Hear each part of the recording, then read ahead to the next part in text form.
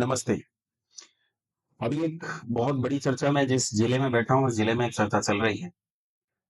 उत्तर प्रदेश का ये मुज़फ्फरनगर जिला है और उत्तर प्रदेश में इस समय जो मुख्यमंत्री हैं, वो श्री आदित्यनाथ योगी जी हैं। श्री आदित्यनाथ योगी जी में इस समय काँवड़ यात्रा चल रही है और ये काँवड़ यात्रा हरिद्वार से लेकर दिल्ली और हरियाणा के बहुत सारे क्षेत्रों में जाती है।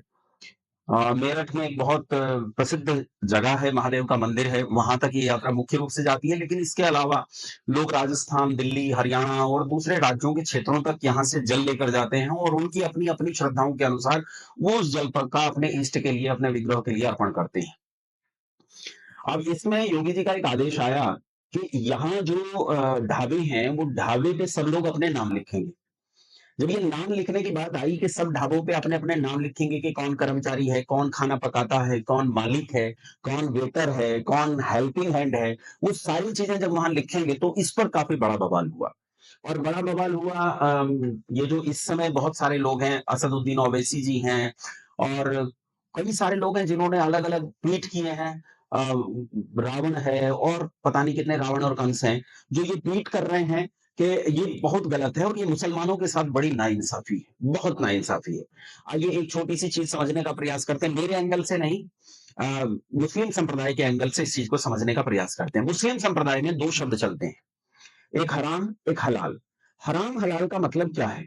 हराम हलाल का मतलब है कि उनके संप्रदाय के हिसाब से जो उनकी पवित्र पुस्तक और पवित्र लोगों के द्वारा निर्दिष्ट भोज्य पदार्थ हैं या यूज़ करने लायक पदार्थ हैं, वो सब हलाल के अंतर्गत आएँगे और जो निषिद्ध हैं, वो सब हराम के अंतर्गत आएँगे। इसीलिए उन्होंने पूरी दुनिया में हलाल का एक बहुत बड़ा इकोसिस्टम तैयार किया है। न केवल भारत में, अपितु देश के बाहर पूरी दुनिया में हलाल का ये इकोसिस्टम चलता है। आप आश्चर्य कीजिए हलाल के इस इकोसिस्टम से मुस्लिम देशों ने या दुनिया में जितने मुस्लिम जहां रहते हैं उन्होंने 10 ट्रिलियन की इंटरनल इकोनॉमी तैयार की है अपने भीतर की इतनी भारत से कई गुना ज्यादा भारत की टोटल इकोनॉमी से 2-3 गुना ज्यादा की ये इकोनॉमी है जो उन्होंने तैयार की है 10 ट्रिलियन डॉलर की इसलिए वो हर पदार्थ पर मुहर लगाते हैं ये हलाल है ये हराम है तो हर कंपनी को वो हलाल का सर्टिफिकेट मारना पड़ेगा और वो बेचना पड़ेगा। हलाल को कौन खरीदते हैं? न केवल मुसलमान खरीदते हैं, अपितु ईसाई खरीदते हैं, यहूदी खरीदते हैं, हिंदू खरीदते हैं, बौद्ध खरीदते हैं, जैन खरीदते हैं, सिख खरीदते हैं, ये सब खरीदते हैं। यहाँ से पैसा अंदर आता है उनके अपने इकोसिस्टम के अंतर्गत। फिर अंदर का इकोसिस्टम काम करता है कि यहाँ का पैसा बाहर न जाए ताकि ये लोग संपन्न होते चले जाएँ और अन्य दुनिया गरीब होती चली जाए। चलिए खैर मुझे इससे कोई लेना-देना नहीं है कि वो अपने इकोसिस्टम को, अपने समाज को कैसे मजबूत करते हैं, करना चाहिए। ये तो हिंदुओं की आँखें फूट रही हैं कि उन्हें दिखाई नहीं देता कि तुम्हें अपने समाज को कैसे बचाना है। लेकिन मैं एक दूसरी चीज़ कहना चाहता हूँ, हलाल के माध्यम से वो कहते हैं हम सूअर नहीं खाएँगे क्योंकि सूअर हमारे यहाँ निषिद्ध प्राणी है। तो उन्हें ये अधिकार है कि वो सूअर न खाएँ और वो कंपनियों को बाध्य करते हैं, जो आयुर्वेदिक कंपनियाँ हैं। मैंने तो सुना है स्वामी रामदेव जी तक को भी उस पर मुहर मारकर देनी पड़ रही है कि हलाल सर्टिफाइड प्रोडक्ट है। तो वो अपने लिए ये तय कर सकते हैं कि हमें क्या खाना है, क्या नहीं खाना है, क्या उपयोग करना है, क्या नहीं उपयोग करना है, अपनी धार्मिक मान्यताओं के अनुकूल। पर आश्चर्य ये है, हिंदू ये तय नहीं कर सकता कि मेरे संप्रदाय की मान्यताओं के अंतर्गत मुझे क्या खाना चाहिए और क्या नहीं खाना चाहिए। एक मुसलमान आदमी उसका रहने का तरीका, खाने-पीने का तरीका, जीवन जीने का तरीका उसका अपनी तरह का है, मुझे कोई आपत्ति नहीं। वो हाथ धोता है कि नहीं धोता, शौच करके आने के बाद शौच को रगड़ के धोता है, लेकिन हाथ धोता है कि नहीं धोता, मुझे आपत्ति नहीं है। उसकी मर्ज़ी चाहे जैसे करे। लेकिन क्या मुझे ये अधिकार नहीं है कि मैं चुनकर खा सकूँ कि क्या पवित्र है, क्या अपवित्र है? क्या मुझे ये अधिकार नहीं है, मैं ये देख सकूँ पिछले दिनों एक एयरलाइन में एक जैन जो बंधु थे, उन्हें मांस परोस दिया गया भात के साथ।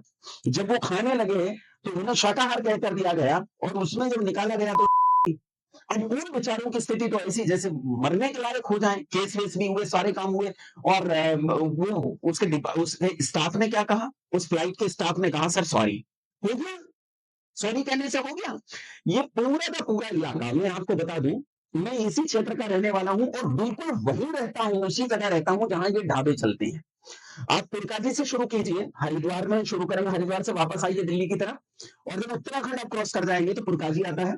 पुरकाजी के बाद छपार है, बरला बरला है, छपार है, फिर ये यहाँ रामपुर तिराहे वाला बाईपास आता है और ये पूरा बाईपास मुजफ्फरनगर का क्रॉस कर जाइए, उसके आगे मंसूरपुर आता है, खतौली आता है, और खतौली के आगे तक मेरठ तक चले जाइए, और मेरठ से भी आगे तक खतौनी के पूरे क्षेत्र में जितने ढाबे हैं सब मुसलमानों के हैं। नाम आपको मिलेगा चौधरी ढाबा, नाम आपको मिलेगा शर्मा जी ढाबा, नाम मिलेगा बाबा का ढाबा, लेकिन आप यूपीआई स्कैन कीजिए तो आपको उसमें मुस्लिम नाम मिलेगा। मुझे मुसलमानों से कोई आपत्ति नहीं, जो चाहे खाएं, आपको जो पशु खाना है वो खाएं, चाहे तो वो पशु खाएं जो हमारे लोगों के यहाँ बनता है, चाहे तो वो पशु खाएं जो आपके लोगों के यहाँ बनता है। मांसाहारी हैं, जो चाहे सो खा सकते हैं, लेकिन मैं शाकाहारी हूँ। क्या मुझे ये अधिकार नहीं है कि मैं अपना भोजन चुन सकूं कि मुझे क्या खाना है क्या नहीं खाना है, किसके हाथ का खाना है किसके हाथ का नहीं खाना? मुझे नहीं खाना मांसाहारी के हाथ का, क्यों खाऊं मैं? अगर सरकार ये चीज लागू करती है कि आप अपने ढाबे पर अपना नाम छापिए तो इसमें क्या गलत है? तुम हलाल छाप सकते हो, ये जस्टिफाइड है कि हलाल का भोजन मैं खाऊंगा, ये जस्टिफाइड है, लेकिन मैं मेरी पवित्रता का भोजन खाऊंगा कि नहीं खाऊंगा, ये जस्टिफाइड है। अरे कमाल है तुम्हारे दो लोग, कौन सी दुनिया में रहते हो? ये किसने नेता बनाया? ताज्जुब तो ये है संसद में भेज दिया गया। ये महामूर्ख दोगले इस देश की जनता के साथ ऐसा भयानक द्रोह कर रहे हैं कि इसी समाज को तोड़ने के लिए तैयार है। ये इसी समाज की भाजी बनाकर खा रहे हैं, और हमें बिल्कुल चिंता नहीं। मैं इनकी बात नहीं करता हूं, लेकिन मैं हिंदुओं से कहना चाहता हूं। मैंने एक अच्छे पत्रकार है अजीत भारती जी, उन्हें कहते हुए सुना कि अगर तुम दर्शक भी हो तो यार मूक दर्शक तो मत बनो, मूक दर्शक तो मत बनो। जो देख रहे हो कम से कम बोलो तो सही कि ये गलत है, हिम्मत तो करो बोलने की। उम्मीद करता हूँ बात समझ में आई होगी। बहुत धन्यवाद, नमस्ते आप सभी।